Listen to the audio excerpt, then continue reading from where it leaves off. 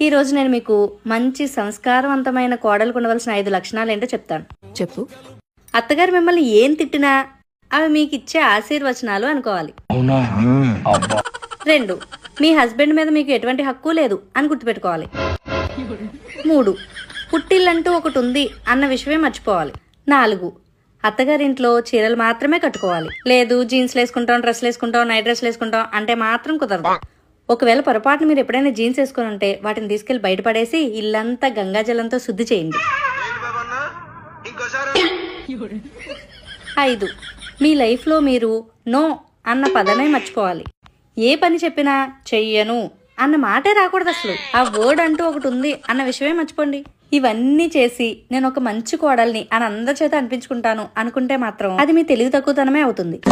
మీరు అత్తగారింట్లో ఎంత చేసినా మీకు మెచ్చి మెడలిచ్చే వాళ్ళు ఎవ్వరు ఉండరు.